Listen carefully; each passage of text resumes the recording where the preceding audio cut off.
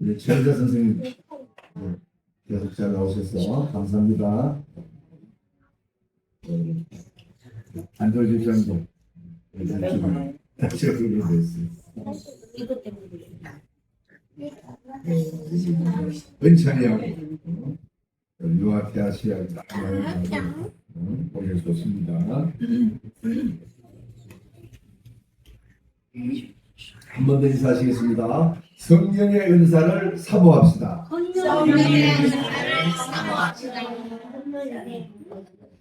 지금 우리가 성령 강림 절기를 지나고 있잖아요. 그래서 계속 성령에 대한 설교 말씀을 전합니다. 오늘은 성령의 은사에 대해서 우리가 같이 말씀을 나누고 은혜 받고자 합니다. 첫 번째로 성령의 은사는 여러 가지라고 오늘 성경이 말합니다. 여러 가지. 4절에서 6절에 보니까 은사는 여러 가지나 성령은 같다. 직분은 여러 가지나 주는 같으며 사역은 여러 가지나 모든 것을 모든 사람 가운데 이루시는 하나님은 같다. 이렇게 되어 있죠. 은사를 주시는 성령, 직분을 주시는 주님, 사역을 하게 하시는 하나님은 다 같은 분이라는 거예요. 그래서 은사, 직분, 사역이 각각 다른 성부, 성자, 성령, 인격에 의해서 주도되지만 이것은 모두 완전한 조화를 이루어서 결국 삼위일체 하나님이 주시는 것이고 행하시는 것이다. 이렇게 이제 오늘 말씀입니다. 세 번역으로 제가 다시 한번 읽어볼게요. 은사는 여러 가지지만 그것을 주시는 분은 같은 성령이십니다.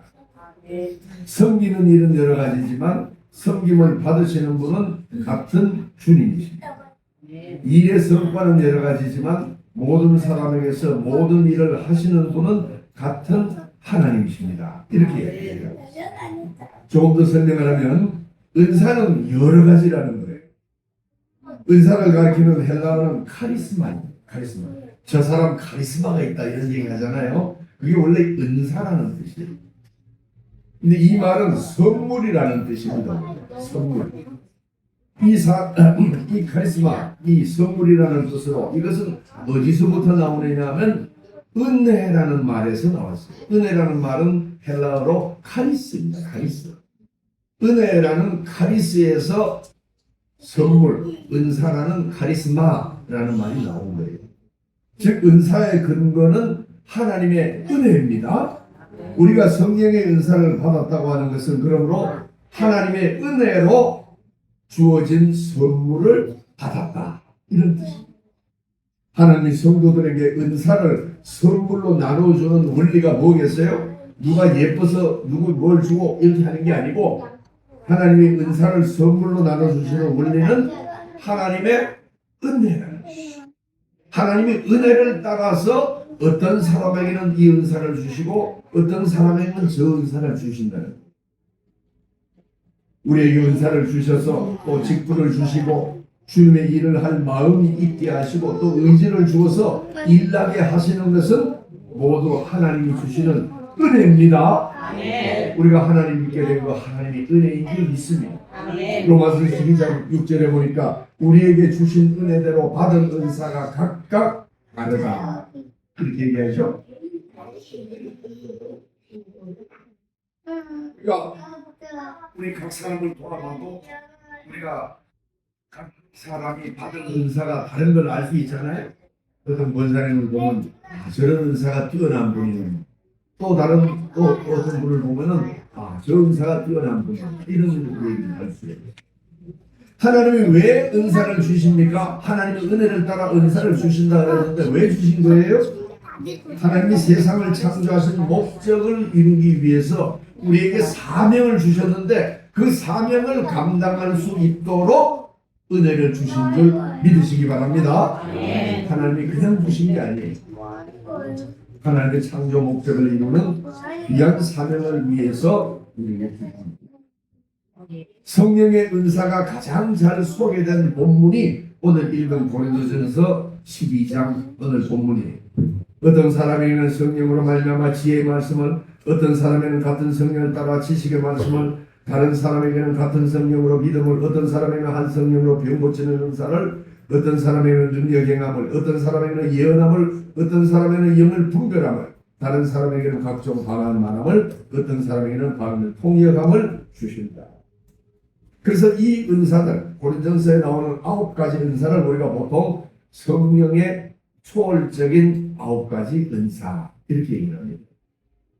이건 하나님의 초월적인 역사, 인간의 이성으로 판단할 수 없는 그런 초월적인 은사라고 보통 얘기합니다. 또 5절에 보면 직분은 여러 가지나 이를 주시는 분이 주님이라고 되어 있죠. 여기 5절에 나오는 여러 가지 직분은 주님을 섬기는 봉사를 의미합니다. 직분은 헬라어로 우리가 잘 아는 디아코니아라는 거예요. 이거는 섬김 봉사라는 뜻입니다. 교회에서 행하는 모든 섬기는 일, 곧 봉사하는 일은 직분으로 주신 은사입니다. 그냥 주신 게 아니에요. 그게 은사예요. 직분의 은사를 잘 소개하고 있는 성경은 에베소 4장 11절 12절 말씀입니다. 그가 어떤 사람은 사도로, 어떤 사람은 선지자로, 어떤 사람은 복음 전하는 자로, 어떤 사람은 목사와 교사로 삼으셨으니 이는 성도를 온전하게 하여 봉사의 일을 하게 하며 그리스도의 몸을 세우게 하려 하십니다.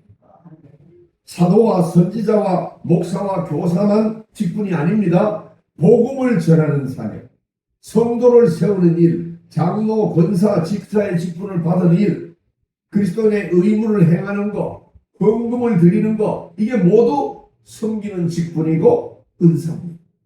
특별히 헌금 드리는 것은 참된 믿음이 없이는 드리기가 어렵습니다. 그래서 이 헌금 드리는 것은 믿음의 섬김과 봉사가 아니면 행하기 어려운 우리에게 주신 귀한 직분인 줄 믿으시기 바랍니다.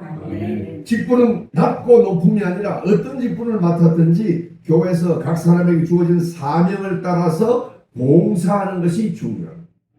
그것이 곧 주님을 섬기는 것이고 우리에게 주신 은사입니다. 6절에는 사역이 나오잖아요. 같은 사역. 사역은 여러 가지나 이 일을 행하게 하시는 이는 하나님이라고 했죠. 사역은 헬라어로 에네르게마라고 합니다. 이거는 모든 은사를 모든 사람에게 이루시는 하나님의 활동하심을 말하는 거예요. 내가 맡은 일을 통해서 다양한 성과를 내는 것, 이게 사역입니다. 우리가 어떤 사역을 선교 사역하고 단기 선교 사역도 나가고 또 봉사도 하고 이게 사역이에요. 어떤 일을 하든지 그것을 행하게 하고 그 일을 통해서 영광을 받으시는 분은 하나님이신 줄 믿습니다. 여기에 대한 성경이 자세히 소개된 것은 로마서 12장에 나와 있습니다. 12장에 소개된 이 은사를 우리는 사역적 은사 이렇게 얘기합니다. 6절부터 8절에 보면은 우리에게 주신 은혜대로 받은 은사가 각각 다르니 혹 예언이면 믿음의 분소대로, 혹 섬기는 일이면 섬기는 일로, 혹 가르치는 자는 가르치는 일로, 혹 위로하는 자는 위로하는 일로, 구제하는 자는 성실함으로, 다스리는 자는 부지런함으로, 긍휼을 베푸는 자는 즐거움으로 할 것입니다. 이게 다 주님이 주시는 은사입니다. 사역적인 은사예요. 이와 같이 성부, 성자, 성령 삼위일체 하나님 주시는 은사와 직분과 사역은 동격으로 쓰이고 여러 가지라는 거예요. 여러 가지라고 하는 이 말은 헬라어로 디아이레시스라고 하는데 이는 여러 가지지만 뿌리는 하나일 때 쓰는 거예요. 한 뿌리, 삼위일체 하나님으로부터 다 나오는 거예요. 이게 모두 은사든 직분이든 사역이든 이게 다 하나님이 선물로 우리에게 주시는 줄 믿습니다. 은혜로 선물로 주십니다. 내게 주신 은사, 내게 주신 직분, 내게 맡겨주신 사역을 더욱 하나님께 이 일을 통해서 영광을 돌리시기 바랍니다. 둘째로 성령의 은사는 성도의 믿음의 분량에 따라 주어집니다. 은사는 성령의 기쁘신 뜻에 의해 주어지고 하나님의 은혜에 주어진다 그랬죠. 그러므로 은사를 많이 받은 사람도 있고 적게 받은 사람도 있습니다. 은사는 사람의 생각대로 보여지지 않고 성령의 뜻에 따라서 신령한 은사가 주어집니다. 성령이 가장 훌륭한 판단자가 되셔서 주시는 거예요. 이 사람에게 이 은사가 필요하다. 그래서 주시는 거예요. 앞에서 우리가 읽었지만 8절에서 10절에 보면은 그 여러 가지 9개의 은사 중에서 방언의 은사와 믿음의 은사는 다른 사람에게라는 말로 표현되어 있어요. 다른 사람에게는 이렇게, 어떤 사람에게는 이렇게 되어 있는데, 믿음과 방언의 은사는 다른 사람에게라는 글로 쓰여요. 이건 헬라어로 헤테로스라고 쓰고, 그 외에 다른 은사는 어떤 사람에게는 이런 말로 쓰여요. 이거는 헬라어로 알로스라는 말을 쓰고 있습니다. 이 두 단어가 다 다르다는 뜻이에요. 다 다르다는 뜻은 맞는데, 이 헤테로스라고 하는 말은 종류도 다르고 종류도 다르다는 거예요. 그리고 알로스란 말은 종류는 같다는 말입니다. 그래서 다시 말해서 성령께서는 당신의 거룩한 뜻을 따라서 성도의 믿음의 분량에 따라서 어떤 사람에게는 이런 은사를 주시고 또 다른 사람에게는 또 다른 은사, 완전히 종류가 다른 그런 은사를 주신다는 거예요. 그래서 성령이 누구에게 은사를 주셨다고 그러면 반드시 그 이유가 있다는 거예요. 그게 중요합니다. 우리는 그 이유가 무엇인지 잘 알지 못합니다. 그러나 성령님이 보시기에 그만한 이유가 있기에 은사를 주시는 겁니다. 우리는 은사에 대해서 미루어 짐작을 하지만 성령께서는 다 아시고 그 사명을 우리에게 주십니다. 예를 들면 우리 교회에 우리 이현숙 권사님은 전도에, 그렇죠? 선도에, 전도의 은사가 있어요. 많은 분이 우리 이 권사님의 전도를 통해서 복음으로 돌아왔어요. 이 하나님이 얼마나 기뻐하시겠습니까?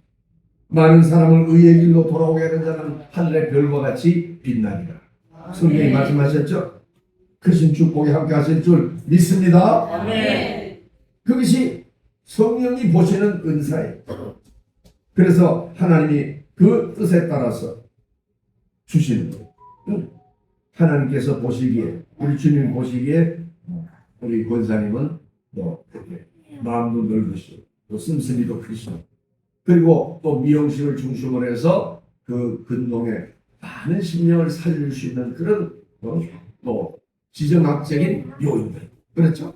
하나님께서 거기에 맞는 은사를 특별히 또 부어주신 줄 믿습니다. 다 이유가 있는 거예요. 그러므로 우리가 성령의 은사를 받은 사람을 존중해야 됩니다. 성령의 은사를 받은 사람을 존중해야 돼요. 또한 은사를 받은 사람은 자신이 받은 은사를 감사히 여기고 이를 함께 나누고 섬기기 위한 도구로 잘 사용해야 됩니다. 하나님이 이런 은사를 주셨는데 나는 그 은사를 사용하지 않을 거야. 그럼 그 은사가 점점점 활용의 빈도가 죽어지고 사라지게 됩니다. 만약 어떤 사람이 은사를 받았다고 하면서 사회적으로 무리를 일으키면 그건 뭐예요? 실제로는 그가 은사를 받지 않았거나 잘못 사용하고 있는 겁니다. 이단들이 바로 그렇죠. 이단들은 성령의 은사를 받았다고 말하지만 실제 그들의 삶의 모습은 말씀에 어긋납니다. 그래서 그들은 자신들의 욕망이 원하는 것을 따라서 은사라는 이름으로 포장해서 어리석은 사람을 미혹하는 그런 악한 일을 저지르게 됩니다. 그러므로 우리가 은사가 다양함을 인정하고 서로 격려하면서 은사를 바르게 사용하시기 바랍니다. 우리에게 주시는 성령의 은사는 매우 다양하지만 동일한 성령이 주신 거예요. 성령의 역사가 있는 겁니다. 그러므로 은사나 직분이나 사역으로 인해서 다툼이나 분쟁이 일어나서는 이건 하나님의 뜻이 아니겠죠? 다 격려하고 합동해서 하나님의 영광을 드러내는 일에 사용해야 될 줄 믿습니다. 우리가 보면은 정말 나와 다른 은사를 가진 사람이 있잖아요. 우리는 성격이 급해서 이렇게 화를 내는 수가 있어요. 그렇죠? 근데 우리 집사람은 화를 내는 분이 한 번도 제가 화내는 걸 본 적이 없어요. 진짜로 암만 생각해도 그런 거예요. 그래서 저는 집사람한테 하고 밥을 예를 들어 옛날 얘기지만 밥을 시키면 안 먹어! 나중에 어떻게 됩니까? 자기 혼자 배고프고 자기 혼자 손해보고 나중에 다시 근데 그때는 집사람은 또 맛있는 반찬을 해가지고 남편의 마음을 돌리려고 애를 쓰잖아요. 평소에 안 먹은 고기라든지 고기 많이 좋아하시죠? 생새 얼마나 좋습니다. 우리가 각 사람을 보면은 각 사람이 가지고 있는 은사가 다르다는 거예요.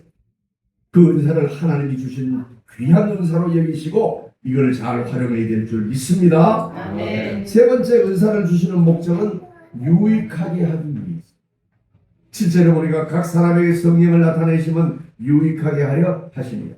누구의 유익을 위한 겁니까? 먼저는 은사를 받은 사람의 유익을 위한 거예요. 하나님의 인격이 배어나는 삶을 살 수 있도록 성령의 은사를 받은 당사자가 유익하게 됩니다. 성령은 우리에게 유익을 주시는 하나님. 은사를 받은 사람이 먼저 유익하게 됩니다. 그리고 그와 함께 살아가는, 그 은사를 받은 사람과 함께 살아가는 사람들이 유익하게 됩니다. 아내가 은사를, 특별한 은사를 받으면 남편이, 자녀들이 유익을 얻게 됩니다. 네? 은사를 받은 사람의 공동체가 유익하게 됩니다. 어떤 분이 은사를 받았으면 그 교회가 유익하게 되는 거예요. 은사는 자랑하라고 준 것이 아니라 봉사라고, 숨기라고 준 것이죠.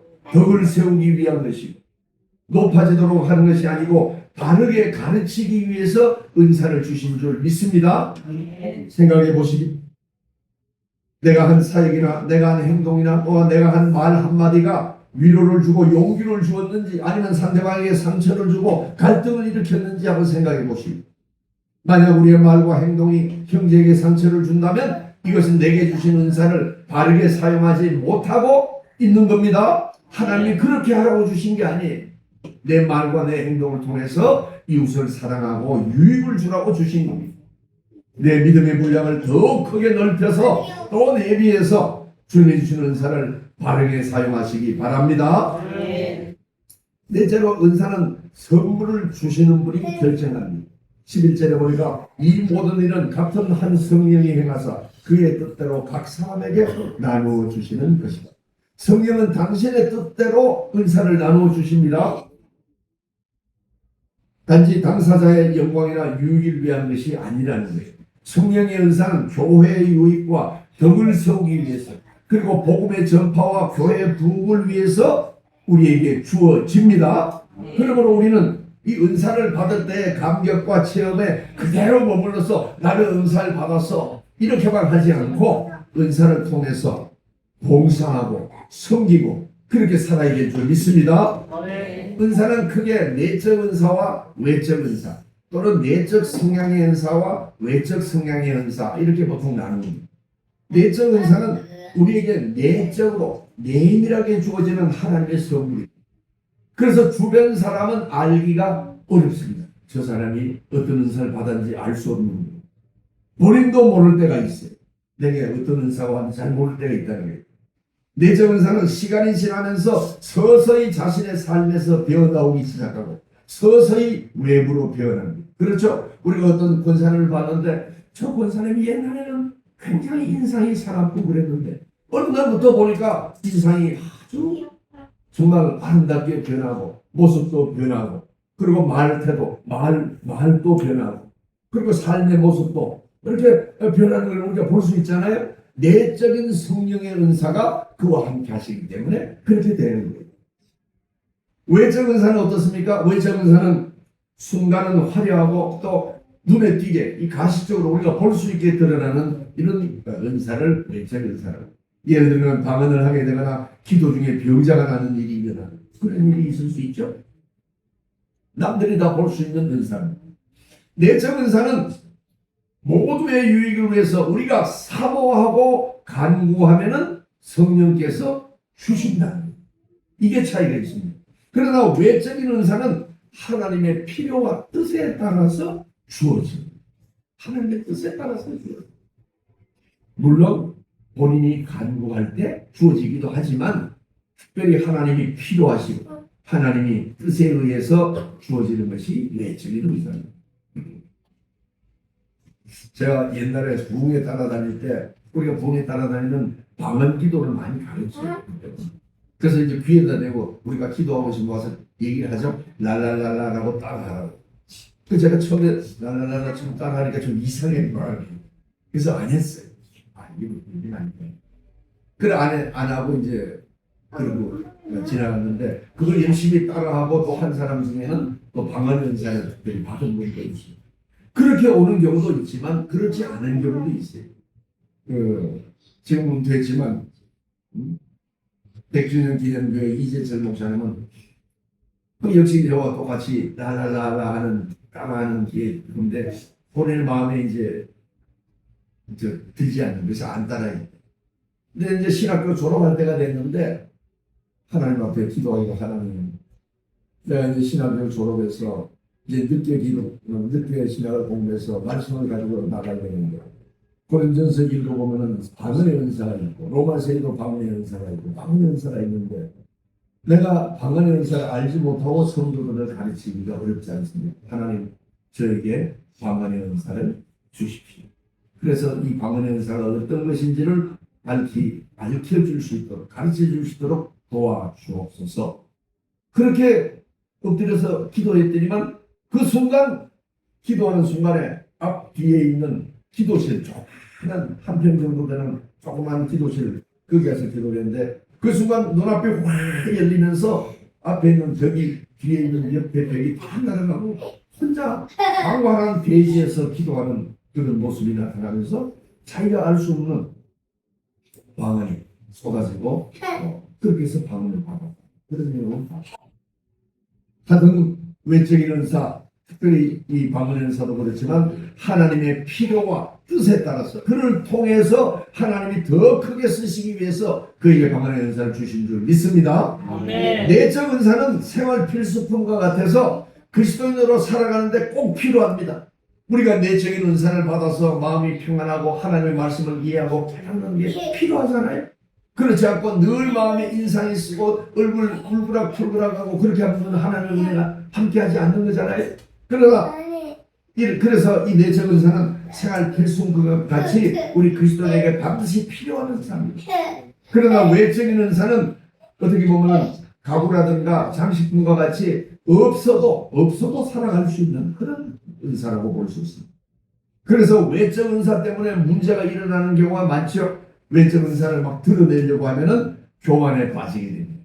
내가 안수하면은 굉장한 그런 역사가 일어났다고 할 때 이걸 잘 믿음으로 잘 활용해야 되는데 이걸 잘못 사용해서 교만에 빠질 수가 있잖아요. 그러므로 외적인 은사는 반드시 내적인 은사로 승화되어야 될 줄 믿습니다. 그렇지 않으면 어렵습니다. 본문에서 우리가 9가지 은사에서 특별히 언급된 내적 은사는 어떤 것이에요? 지혜의 말씀, 지식의 말씀, 믿음의 이게 바로 믿음의 은사, 이게 바로 내적인 은사입니다. 그리고 그 외에 병 고치는 은사, 능력 행함, 예언, 영분별, 그 다음에 방언 통역 은사는 우리가 외적인 은사라 이렇게 볼 수 있습니다. 이 외적인 은사는 밖으로 드러나는 은사이기 때문에 아까 말씀드린 지혜와 지식 은사, 믿음의 은사에 의해서 뒷받침이 되어야 됩니다. 믿음이 전혀 없는 사람이 어디서 이상한 방언을 배워서 한다는 거, 이건 뭐예요? 잘못됩니다. 지혜의 은사라고 하는 것은 말씀을 깨닫는 은사입니다. 말씀에 쌓여있는 비밀을 깨닫는, 하나님의 계획 속에 들어있는 비밀을 밝히 아는 것, 말씀을 바르게 깨닫고 적용하는 은사를 지혜의 은사라고 해요. 그리스도인은 하나님의 말씀을 붙잡고 살아가는 사람입니다. 말씀에서 은혜를 누리는 사람이에요. 그런데 지혜의 은사가 없으면 무슨 말을 붙잡아야 되는지, 무슨 말씀을 의지해야 되는지 알지 못하는 거예요. 하나님의 말씀으로 자신의 인생을 건져 올릴 수 있는 그 말씀 적용의 능력이 필요합니다. 삶의 현장에서 어떤 말씀을 붙잡아야 하느냐 하는 거예요. 우리가 요즘 주보에 보면은 내게 주신 하나님의 말씀을 우리가 쓰고 있잖아요. 다시 한번 우리가 돌이켜보자는 거예요. 내게 주신 하나님의 말씀, 그 말씀이 무엇인지 다시 한번 깨달아 보자는 뜻으로 이제 그렇게 말씀을 쓰는 거예요. 말씀에 지혜가 없으면은 하나님의 말씀을 바르게 깨닫지 못하고 그 비밀을 바르게 알지 못합니다. 그 이재철 목사님이 쓴 그 성숙자반이라고 하는 그 책이 있어요. 제가 이 성령의 은사에 대해서 설교를 하느라고 한 4권의 책을 여러 가지 참고를 많이 했어요. 한번 종합적으로 설명을 드려야 되고 싶어서 많이 설명을 했고, 그 중에 그 이재철 목사님이 쓴 성숙자반이라는 책이 있는데 거기 보면은 그 어떤 권사님이 병원에 입원한 교인을 신방한 얘기가 나와요. 목사님이 갑자기 오지 못해서 가장 연장자인 이 권사님이 예배를 갑자기 인도하게 된 거예요. 그래서 옮겨결에 하니까 그래서 일단 찬송가 472장을 불렀다고. 이게 이제 내 병든 손 내밀라고 하는 그런 찬송. 그러니까 환자들한테 맞는 찬송이잖아요. 근데 이분이 이제 갑자기 머리가 복잡해진 거예요. 찬송은 불렀는데 찬송을 부르면서 말씀을 뭔가 전해야 되는데 하나님의 말씀이 그 마음에 없었던 거예요. 당장 딱 떠오르는 말씀이 굉장히 당황한 때가 있어요. 근데 보니까 찬송가 위에 창세기 4장 11절 이렇게 자신이 써놓은 게 보이더래요. 그래서 이게 병 낫는 찬송 위에다가 성경을 써놓은 거니까 내가 지금 기억은 못하지만 뭔가 이게 관련이 있을까봐. 그래서 이 예배를 인도하면서 자신 있게 그래서 창세기 4장 11절을 보겠습니다. 그랬다는 거예요.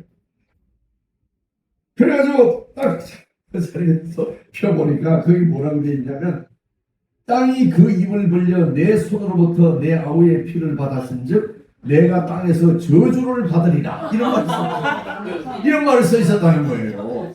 그 얼마나 놀랬겠어요.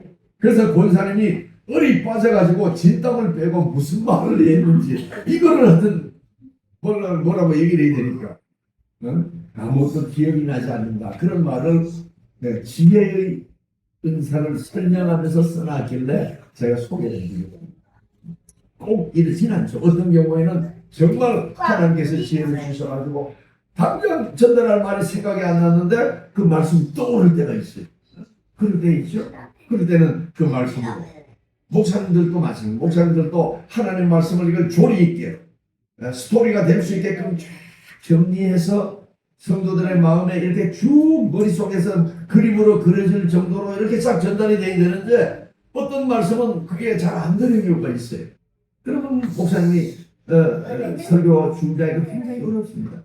근데 마지막 순간에 설교를 준비하는 마지막 순간에 그것이 이렇게 연결이 되는 수가 많이 있어요. 하나님께서 시기를 주신 거예요. 이렇게 설명을 해요. 이렇게 설교를 해요. 이렇게 설교를 하세요. 제가 오늘 이 성령의 은사도 성령이 얼마나 방대합니까? 그걸 한순간에 설교하기 어려운 거예요. 그래서 했다 지우고 한 10번, 한 20번도 더 적었어요. 고치고 말이고 어때? 그래서 제가 읽어서 은혜가 되고 또 제가 읽어보고 이게 말이 돼야 돼요. 성령. 그래서 지혜를 주시도록 간구하는 거예요. 우리는 겸손하게 지혜의 은사를 구하시기 바랍니다. 성령이 우리에게 가르쳐 주시고 우리에게 생각나게 하신다고 했잖아요. 요한복음 14장 26절 곧 보혜사고 아버지께서 내 이름으로 보내실 성령이 그가 너희에게 모든 것을 가르치시고 내가 너희에게 말한 모든 것을 생각나게 하리라. 야고보서 1장 5절에는 너희 중에 누구든지 지혜가 부족하거든 모든 사람에게 후히 주시고 꾸짖지 아니하시는 하나님께 구하라. 그리하면 주시리라.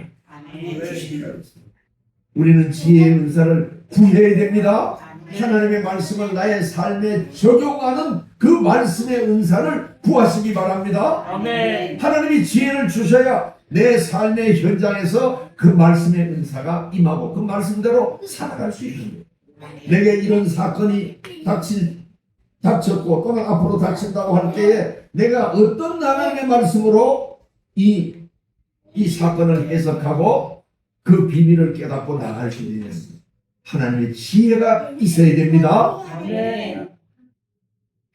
지식의 말씀이라고 하는 것은 말씀을 해석하는 은사예요. 지혜의 말씀은 말씀을 적용하는 거고 지식의 말씀은 말씀을 해석하는 은사입니다. 우리가 말씀을 읽어보면 잘 이해 못할 때가 있잖아요. 예수님이 누구인지 아는 것이 지식의 은사의 가장 중요한 포인트입니다. 예수님이 누구인지 예수 그리스도가 나의 주님인 걸 알아야 됩니다. 말씀을 바르게 해석하는 은사. 이단은 성경 공부를 많이 합니다. 엄청 많이 시키잖아요. 그 사람들은 성경 공부할 때 무릎을 꿇고 하는 거예요. 제가 사진을 봤죠. 무릎 꿇고 똑같은 옷을 입고. 그런데 말씀을 잘못 해석하기 때문에 그릇된 길을 제시하고 그릇된 길에서 빠져나오지 못합니다. 참된 지식은 말씀을 정확하게 이해하도록 해줍니다. 말씀의 해석이 깊을수록 우리의 믿음이 깊어집니다. 말씀의 해석이 깊을수록 그 가운데 들어있는 하나님의 말씀을 더 이해하게 되는 거예요.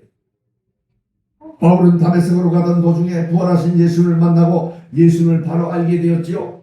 그 즉시 예수를 알게 되었지만 그는 하나님의 말씀을 더 깊이 연구하기 위해서 온 성경 자료를 끌고 어디 들어갑니까? 시내산에 올라가가지고, 그렇죠? 아라비아의 광야에 가서 오랫동안 거기서 말씀을 묵상하고 그 하나님의 말씀을 통해서 예수 그리스도가 누구인지를 깨닫게 되었습니다.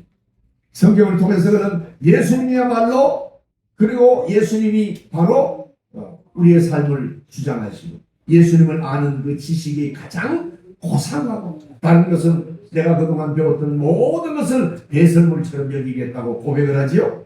그게 빌립보 3장에 우리가 나오는 거잖아요. 무엇이든지 내게 유익하던 것은 내가 그리스도를 위하여 다 해로 여길 뿐더러 또한 모든 것을 해로 여기면 내 주 그리스도 예수를 아는 지식이 가장 고상하기 때문이다. 우리가 예수님을 바르게 알아야 됩니다. 결국 말씀의 은사인 지혜의 은사와 이 지식의 은사는 사실은 적용과 해석의 차이가 있지만 사실 거의 같은 거예요. 그래서 예수님의 그리스도의 그 구원을 드러내고 이를 증거하는 일에 사용하는 것이 바로 지혜의 은사고 지식의 은사입니다. 그래서 로마서 11장에도 보면은 깊도다 하나님의 지혜와 지식의 풍성함이요 그의 판단은 헤아리지 못할 것이며 그의 길은 찾지 못하리니. 골로새 2장 3절에도 그리스도 안에는 모든 지혜와 지식의 보화가 감춰져 있다. 이렇게 하나님의 지혜와 지식은 너무나 깊고 풍성해서 인간이 헤아리지 못합니다. 말씀을 이해하지 못하면 성숙한 그리스도인이 되기 어려운 거예요. 그러므로 우리는 지혜의 은사, 지식의 은사를 사모하시고 그리고 구해서 말씀으로 승리하는 그런 복된 인생 사시기 바랍니다. 세 번째는 믿음의 은사입니다. 믿음은 성령의 선물이라고 우리가 늘 얘기하잖아요. 믿음은 선물로 주어집니다. 근데 어떤 사람은 보세요. 성경을 읽으면 읽을수록 하나님이 없구나 이런 판단을 합니다. 그에게 믿음이 없기 때문에 그런 거예요. 그러나 우리는 성경을 읽을수록 그 말씀을 들을수록 하나님이 계신 것과 하나님의 사랑을 더욱 깊이 깨닫게 되고 내가 하나님 뜻대로 살지 못한 그 마음을 회개하게 되고 이렇게 앞으로 살아야 되겠다. 내 모든 문제를 하나님의 말씀에 의지해 살아야 되겠다. 이런 걸 느끼게 되잖아요. 어떤 사람은 그렇지 않다는 거예요. 성경을 읽고 그리고 계속 말씀을 들어도 아무런 생각이 없고 그렇게 되지 않는 거예요. 높은 수도원에 살면서 신앙에 전진해도 또는 성경을 읽어도 성령이 믿음의 선물을 주지 않으면 하나님을 믿을 수 없게 돼 있어요. 그게 믿음의 선물입니다. 우리는 믿음을 주시도록 주님께 기도하시기 바랍니다. 믿음의 은사가 일어야 우리의 삶이 믿음으로 살아가게 됩니다. 하나님의 말씀에 은혜를 받게 되고 그 말씀을 의지해서 주님과 더불어 승리하는 삶을 살아갑니다. 그게 바로 믿음의 은사입니다. 믿음은 하나님의 약속을 믿는 겁니다. 하나님이 인생과 온 천지를 만드신 창조주 되심을 믿는 것. 예수 그리스도가 우리의 모든 죄를 짊어지시고 십자가에서 피 흘리셔서 우리의 죄가 용서받은 것을 믿는 게 믿음입니다. 성령께서 내 안에 거하시면서 나와 함께 영원히 동행하심을 믿는 것이 믿음입니다.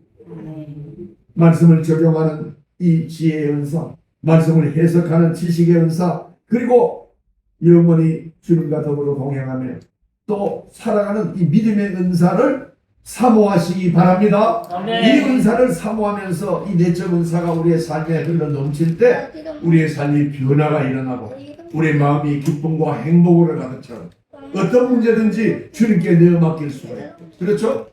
그래서 우리 삶이 담대하게 믿음으로 승리하며 살아갈 수 있는 줄 믿습니다.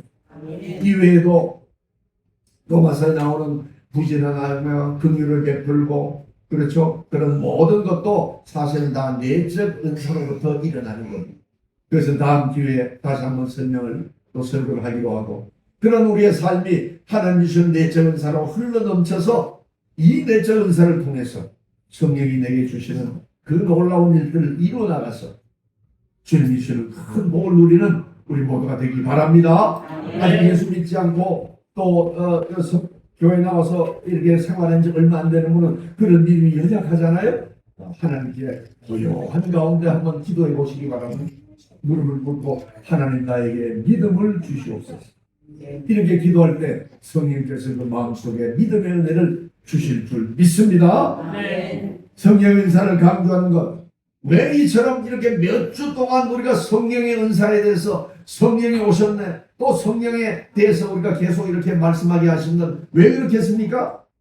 우리가 성령의 뜻을 따라서 살으라고 하는 그 성령의 부르심이 있는 줄 믿습니다. 아멘. 이렇게 우리가 성령에 대해서 이렇게 강조하는 것은 하나님께서 우리로 하여금 성령의 뜻에 따라서 살도록 우리에게 말씀을 가르쳐 주시는 것으로 믿으시기 바랍니다. 세상이 분주할수록 주님이 우리를 부르시는 그 음성의 귀를 기울이고 성령이 기뻐하시는 길을 걸으며 성령께 간구하며 성령의 도우심을 구하시기 바랍니다. 우리에게 주어진 성령의 은사가 많습니다. 각 사람을 살펴보세요. 다 많습니다. 주님의 뜻을 세상에 증거하며 믿음으로 나아가셔서 성령의 충만한 은혜가 우리 가운데 흘러넘쳐서 주님의 영광을 드러내고 복된 인생을 살아가시는 저와 여러분 되시길 주의 이름으로 축원합니다. 아멘.